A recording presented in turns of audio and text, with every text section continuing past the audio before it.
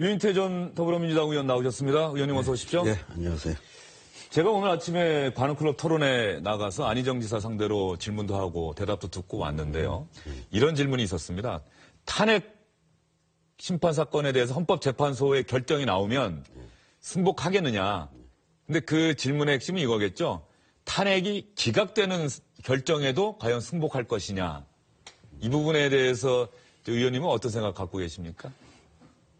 광장의 그 시민들은 승복 안 하겠지요, 지금. 근데 이 정치인들이야, 국회의원들이 그 승복 안 한다고 얘기할 수 있나요? 다른 길이 뭐, 다만 이제 그 광장의 민심이 과연 그걸 수용하겠느냐, 그 걱정스러운 거죠. 그런데 그 질문에 대해서 안희정 지사가 대단히 조심스럽더라고요. 명확하게 답변을 못했어요. 저는 탄핵 인용되리라고 생각합니다. 기각이라는 끔찍한 상황은 상상조차 안 하고 있습니다. 이렇게 얘기를 하면서 승복하겠느냐 안 하겠느냐. 근데 이미 뭐 이재명 시장 같은 경우는 승복할 수 없는 결정이다 그런 결정. 이런 얘기도 민주당의 대선 주자들이 얘기하고 있는 상황 아닙니까? 뭐 근데 정치인들이 그 승복을 안 하면 뭐 같이 나가서 이제 그 싸우겠다는 얘기인데, 물론 뭐 나갈 수는 있어요. 그게 부당하다고 뭐 생각하면. 근데 광장의 민심은 결코 수용 못 하잖아요, 지금.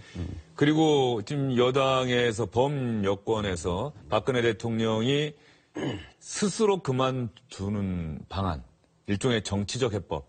미국의 닉슨 전 대통령이 사법 처리를 면하면서 하야하는 그런 식의 방안들이 지금 여권에서 검토되고 있다 이런 얘기가 나오고 있는데요. 민주당 차기 주자들이 유인태 의원님에게 상의를 해온다면 어떻게 조언하시겠습니까? 근데 그건 좀 속말로 그 버스 떠난 다음에 손 흔드는 격인데, 그 작년 11월에 질서 있는 퇴진 나오고 총리 추천해 달라고 할 때, 그렇죠. 박근혜 대통령이 그 총리를 추천해주면 그분에게 전권을 맡기고 뭐 4월에 퇴진하겠다 그랬으면은 아마 광장에서 상당히 욕을 먹고 뭐 문재인 대표가 오락가락한다는 비난을 받으면서도 그게 그래도 가장 바람직하다고 그때 이 정치권에서는 판단을 했던 거 아니에요? 근데 대통령 국회의장 찾아왔을 때 그 총리에게 권한은 어떻게 되냐 그랬더니 대답 않고 가셨잖아요. 그렇죠. 그냥 당신으로서 대통령의 권한을 다 행사하겠다고 하니까 그게 끝난 얘기란 말이죠. 지금도 그렇습니다. 대통령이 뭐 본인이 좀 잘못했다고 생각을 하셔야 되는데, 두 번의 간담회가 있었고 뭐 정규제 TV가 있었는데 본인은 지금 하나도 잘못한 게 없다고 하는 분이 저럴 리가 없는데, 다만 한 가지 이제 탄핵 판결이 심판이 나오는데 인용으로 나온다고 하는 확실한 정보가 있을 때 그때 가서 뭐 마지막에 한다면 일방적으로 뭐 하야를 발표하는 건 어쩔 수 없는데, 정치권과 어떤 타협을 하기에는 전 그건 이미 시기를 놓쳤다 그렇게 봅니다. 이미 시기를 놓쳤다. 뭐 타협을 해서 하기에는 이미 11월에 타협을 하고 싶어 했잖아요. 그 광장에서 비난을 받으면서도 당신이 4월 퇴진할 때 총리에게 전권을 주는 총리냐? 거기에 대해서 대답을 안 했고, 이 양반은 지금 박근혜 대통령 내가 잘못한 게 하나도 없는데 왜 전권을 주냐, 뭐 그런 생각이었던 거 아닌가요? 네. 이제 민주당 쪽 이야기를 좀 해보도록 하겠습니다. 안희정 충남지사가 부산에 가서 강연을 하다가 박근혜 대통령도 K스포츠재단, 미르재단 선의로 하지 않았겠느냐. 우리 평창 동계올림픽 앞두고 선의 발언을 했다가 이게 광장의 촛불 민심을 외면해도 너무 외면한 얘기 아니냐. 문재인 전 대표가 분노가 빠져 있다. 이렇게 얘기하면서 양측 간의 공방이 격화됐고, 그 분노 얘기하니까 안희정 지사가 정치인의 분노는 피바람을 불러온다 얘기를 했고, 잘못된 불의 앞에서 분노를 표출하는 게 참된 정의다. 또 문재인 전 대표 이렇게 치받고 결국 안희정 지사가 사과했습니다. 이 선의를 둘러싼 설전, 양측의 공방 어떻게 평가하십니까? 우선은 안 지사가 페이스메이커가 아니라고 하는 거는 좀 입증이 돼가는 것 같아서 안 지사한테 손해는 아닌 것 같아요. 이제 저렇게 가는 게. 그리고 안 지사는 어쨌든 참여정부 출범의 1등 공신 아니에요. 노무현 정부 5년을 보면서 이 협치를 하지 않고는 아무것도 할 수가 없구나. 뭐 그때 우리 참여정부 때도 4대 개혁과제라는 거 하나도 못했잖아요. 심지어 국민의 지지가 컸던 사학법 같은 것도 당시 박근혜 대표가 그 거리에 나가서 해가지고 거의 뭐 이렇게 무산되다시피 했고, 뭐 그 과정을 보면서 이 본인이 연정이고 협치고 하는 일관된 그 철학을 가진 것 같아요. 그러니까 그런 연장선상에서 본인이 발언을 하고 나서 문제가 됐을 때도 자꾸 이제 해명하는 게 저는 이해는 가지만 지금 마치 박근혜 대통령이 정규제 TV에 나와서 한 발언을 옹호하는 것처럼 들리게 했다 이거죠. 정치인의 그 어법으로는 남들이 듣는 사람이 다 저렇게 느끼게, 그래서 결국 뭐 사과 한 건 잘했다고 보고요. 앞으로도 자꾸 자기의 주관적인 정말 주관적인 의지만 가지고 얘기를 하면은, 그리고 지금 원래 말이 어려워요. 예. 좀 쉬운, 근데 그거는 아마 쉽게 못 바꿀 것 같아요. 노무현 대통령이 제일 싫어했던 게 걸음걸이 바꾸라고 할 때, 아니 내가 몇십 년 동안 이 걸어온 걸음걸이를 어떻게 바꾸라는 소리냐, 그 얘기할 때 나중에 짜증을 내셨는데, 예. 아마 안 지사한테 말 좀 쉽게 하라고 그러면 이재명 시장한테 좀 말 좀 조금 신중하게 좀 어렵게 하라고 그러면은 못할 수밖에 없는 주문을 자꾸 해서는 안 된다고 보고요. 그리고 그 즉문즉답이라고 하는 거는 내공이 깊은 도인들이 법륜 스님 하는 거를 이 정치인이 그렇게 따라할 일은 아니라고 봐요. 즉문즉설이라고 하죠. 즉문즉설. 예. 어쨌든 간에 안희정 지사에게 말 좀 쉽게 하라. 쉽게 하라는 소리는 전 안 하겠다고. 예. 그건 못 고치기 때문에. 예, 못 고치기 때문에. 예. 근데 어떤 요구는 예. 말 좀 쉽게 해줬으면 좋겠다. 이재명 성남시장한테는 말 좀 신중하게 해줬으면 좋겠다. 예. 문재인 전 대표에게는 뭐라고 하는 요구가 있을까요? 거기는, 그러니까 말하자면 같은 말을 해도 왜 옳은 말이에요. 분노라고 예. 하는 말. 그런데 문재인 대표가 그 말을 쓸 때는 마치 그것이 뭐 크게 청산을 하려고 하는 이렇게 부정적으로 다가오죠. 근데 사실 불의를 보고 분노하는 마음, 그거야말로 깨어있는 시민의식이고 좋은 얘기지만, 문재인 대표도 기자들이 갑자기 물어봤을 때 쓰는 말 하나하나가 자꾸 어디 좀 고착된 인상을 이렇게 강화하는 듯한 그런 오해를 불러일으킬 수가 있어요.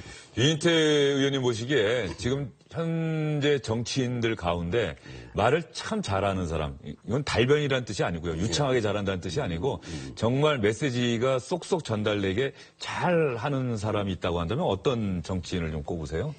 전 이재명 시장이 그 점에서 자기 의사를 잘 표현하고, 유승민 의원이 또 자기 철학이나 그걸 아주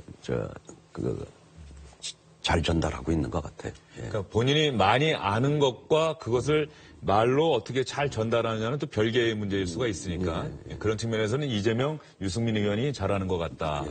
그리고 오늘 오전에 최대의 주요 뉴스는 우병우 전 민정수석에 대한 구속영장이 기각됐다는 소식입니다. 위원님은 이 소식 듣고 나서 어떤 생각이 드셨어요? 저는 원래 이제 이 사건이 국정농단 사건이 벌어졌을 때 김기춘 실장이나 우병우 수석이 최순실의 국정농단 자체를 몰랐다고 하는 건 말이 안 돼요. 우선 정윤의 문건을 덮는 거에서부터 엉뚱하게 조홍천이하고 박관천이 경찰이 죽고 이랬잖아요. 이 우병우 수석은 등용 과정서부터 이런저런 의혹이 있으니까 김기춘 실장은 저걸 좀 한번 바로잡아 보려고도 생각을 했던 것 같은데, 이게 대통령이 어마어마하게 의지하고 있는 그 세력이 이 불가침의 성역이라는 거를 바로 알고 결국은 타협을 했다. 저는 최순실 세력과 3인방을 통해서. 대신에 저 사람들 보시다시피 전부 차명폰 쓰고 전부 녹취하고 완전히 어떤 범죄 집단들이 하는 행태를 보이니까 이 법의 전문가들이 딱 보기에 저건 불가촉의 집단이다. 불가침 성역이라 타협하되 이게 접촉해서는 안 되겠구나. 예? 소위 법꾸라지라고 하는 분들이. 그러니까 지금 이렇게 찾아내질 못하고 있는데 저는 만약에 탄핵이 인용돼서 정권이 바뀌었다. 전 아마 지금보다 훨씬, 저건 지금 빙산의 일각이 드러난 거고요. 아마 최순실 씨와 그 세력이 아마 인사에도 이거보다 훨씬 더 많은 인사에 관여했을 거고 또 뭐 우병우 수석이 이 관여한 것도 저는 결코 이번에 어제 기각이 됐다는 게 물론 무죄를 의미하는 건 아니지만 조금 시간이 지나면요. 시간이 해결해 줄 거라고 봅니다. 너무. 시간이 지나면은 또 드러날 것이다. 훨씬 지금 드러난 거에 10배, 100배 드러날 거라고 봅니다. 김기춘 전 비서실장이 최순실 씨와 이른바 문고리 3인방 이런 세력들에게 박근혜 대통령이 얼마나 의지하고 있는지를 깨닫고 난 다음에는 아예 타협하는 쪽을 선택했다. 이런 유인태 전 의원님의 생각이신 거고요. 예. 그리고 우병우 전 수석을 한번 직접 보신 적도 있다면서요? 그게 작년 초파일인데. 인사할 때는 레이더 이렇게 노려보거나 그러지는 아니, 그러니까 그 이제 초파일 날 조계사 부처님 오신 날 행사에 소위 요인들은 이제 미리 와서 그 총무원장 스님하고 차담을 하고 같이 입장을 해요. 저 조금 늦게 갔더니 뭐 각 당 지도부 뭐 장관 뭐 전부 하는데 어떤 젊은 사람 하나가 그냥 딱 앉아서 그 아는 척도 안 하는데 저한테만 그런 게 아니라 그다음에 박원순 시장이 들어왔고 저쪽에 김태환 의원 친박이죠. 네. 김광림 정책위 의장 그 안동 출신에다가 저 친박이에요. 근데 그분들이 왔을 때도 이 젊은 친구 하나는 꼿꼿이 앉아 있어서 도대체 여기 앉아 있으면은 꽤 뭐 한 자리 하는 사람일 누군지 텐데 모르셨어요? 몰랐죠. 예. 그래서 이제 같이 행사장으로 걸어오면서도 저 도대체 누군가 궁금했는데 와서 딱 앉는데 보니까 제가 청와대에 있어 와서 저 자리가 청와대 수석이 앉는 자리라는 걸 알아요. 제가 정무수석 그때 종교를 담당해봐서. 그래 마침 옆에 있던 김태환 의원, 김광림 의원한테 저 사람이 저 청와대 수석 같은데 그랬더니 저런 수석이 없다는 거예요. 네? 그 두 분이. 그러더니 나중에 그 두 분도 몰랐다는 얘기예요? 모르니까 들어왔을 때 인사도 않고 곳곳이 앉아 있더라고요. 네. 그 나중에 이제 뭐 여기 공양할 때, 꽃 공양할 때 이름 부르는 거 보니까 우병우 청불회장, 청와대 불자회장을 그때 맡고 있었어요. 그러면 대통령의 참모로서 그런 자리야말로 그 어차피 대통령 권력과 이 국회 권력은 서로 이 협력해야 되는데 물론 민정수석이 이렇게 나서는 자리는 아니라고 하지만 그 인사는 하는 게 사람 사는데 기본 도리 아니에요. 아주 저 의자에 앉아 있어가지고 참 별 희한한 친구를 다 본다. 하여튼 그런 인연이 있어요. 그러니까 전 인사를 나눈 일이 없죠. 예.